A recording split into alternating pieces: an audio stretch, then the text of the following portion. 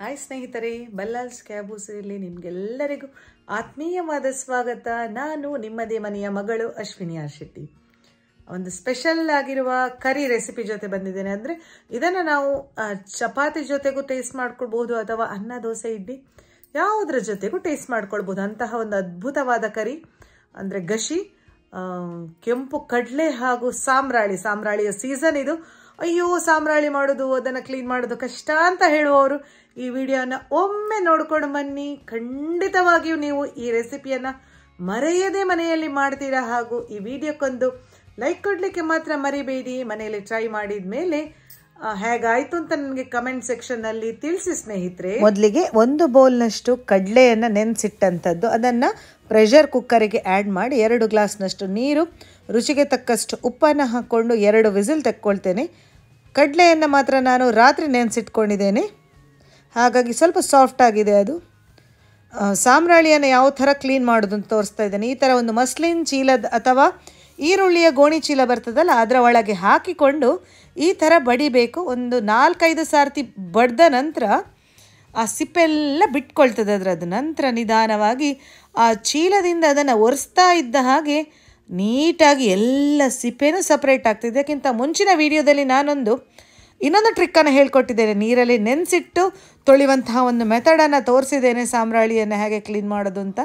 So ಈ trick ನಿಮ್ಗೆ ಇಷ್ಟ ಆಗಿದರೆ ವಿಡಿಯೋಕ್ಕೊಂದು ಲೈಕ್ ಕೊಡಲಿಕ್ಕೆ ಮಾತ್ರ ಮರಿಬೇಡಿ. ಅಲ್ಲದೆ ಈ ರೆಸಿಪಿಯನ್ನು ನೀವು ಇವತ್ತೇ ಮನೆಯಲ್ಲಿ ಟ್ರೈ ಮಾಡಿ. ಎಷ್ಟು ನೀಟಾಗಿ ಕ್ಲೀನ್ ಆಗ್ತಾ ಇದೆ ನೋಡಿ, ಏನೂ ಕಿರಿಕಿರಿ ಇಲ್ಲ. ಸಾಮ್ರಾಳಿಯನ್ನು ಆರಾಮಾಗಿ ಕ್ಲೀನ್ ಮಾಡ್ಕೊಳ್ಬಹುದು. ಎಲ್ಲವನ್ನು ಕ್ಲೀನ್ ಮಾಡಿ ತೊಳೆದು ನಂತರ ಈ ಥರ ಒಂದು ಸ್ವಲ್ಪ ಎಡ್ಜಸ್ಸಲ್ಲಿ ಇದ್ದಂತಹ ಬೇರ್ ಥರ ಇದ್ದಂತಹ ಪೋರ್ಷನನ್ನು ಕಟ್ ಮಾಡಿಕೊಂಡು, ದೊಡ್ಡ ಸಾಮ್ರಾಳಿ ಇದ್ದರೆ 2 ಪೀಸ್ಗಳನ್ನಾಗಿ ಮಾಡ್ಕೊಳ್ತೇನೆ. ಈಚೆ ಪ್ರೆಷರ್ ಕುಕ್ಕರಲ್ಲಿದ್ದಂತಹ ಕಡಲೆ ಬೆಂದಿದೆ 2 ವಿಸಿಲಲ್ಲಿ. ಈಗ ಸಾಮ್ರಾಳಿಯನ್ನು ಹಾಕ್ಕೊಂಡು ಒಂದು ಸಣ್ಣಗೆ ಮಿಕ್ಸ್ ಕೊಟ್ಟು ಮತ್ತೆ 2 ವಿಸಿಲನ್ನು ತೆಗೆಯುವ. ಪರ್ಫೆಕ್ಟಾಗಿ ಬೇಯ್ತದೆ. ಉಪ್ಪು ಈಗಾಗಲೇ ನಾವು ಆ್ಯಡ್ ಮಾಡಿದ್ದೇವೆ, ಹಾಗಾಗಿ ಲಾಸ್ಟಿಗೆ ಅಡ್ಜಸ್ಟ್ ಮಾಡಿಕೊಳ್ಳುವ ಅಷ್ಟೇ. ಮಸಾಲಕ್ಕಾಗಿ 1 ಬೌಲ್ನಷ್ಟು ತೆಂಗಿನಕಾಯಿ, 2 ಕಾಯಿ ಮೆಣಸು, ಅಷ್ಟೇ ಮಸಾಲೆ ಫ್ರೆಂಡ್ಸ್. ಮತ್ತು ಏನೂ ಹಾಕ್ತಾ ಇಲ್ಲ ನೋಡಿ. ನಿಮಗೆ ಆಶ್ಚರ್ಯ ಆಗ್ತಾ ಇದೆಯಲ್ಲ, ಟೇಸ್ಟ್ ಅಂತೂ ಅಮೇಝಿಂಗ್ ಆಗಿರ್ತದೆ. 2 ವಿಸಿಲ್ನ ನಂತರ ಕರೆಕ್ಟಾಗಿ ಬೆಂದಿದೆ. ರುಬ್ಬಿದ ಮಸಾಲೆಯನ್ನು ಹಾಕ್ಕೊಳ್ಳುವ. ಪೂರ್ತಿಯಾಗಿ ಆ್ಯಡ್ ಮಾಡಿಕೊಂಡು ಫ್ಲೇಮನ್ನು ಆನ್ ಮಾಡ್ಕೊಳ್ಳಿ. ನೀರು ಬೇಕಿದ್ರೆ ಮಾತ್ರ ಹಾಕ್ಕೊಳ್ಳಿ. ಅರ್ಧ ಟೇಬಲ್ ಸ್ಪೂನ್ನಷ್ಟು ಅರಶಿನ ಪುಡಿ, ಸಣ್ಣಗೆ 1 ಮಿಕ್ಸ್ ಹಾಗೂ 2 ಟೇಬಲ್ ಸ್ಪೂನ್ನಷ್ಟು ಹುಣಸೆ ಹಣ್ಣಿನ ನೀರು, ಗಜ್ಜುಗ ಗಾತ್ರದ ಹುಣಸೆ ಹಣ್ಣನ್ನು ಹಾಕ್ಕೊಂಡಿದ್ದೇನೆ, ಯೂಸ್ ಮಾಡಿದ್ದೇನೆ ಇದರಲ್ಲಿ.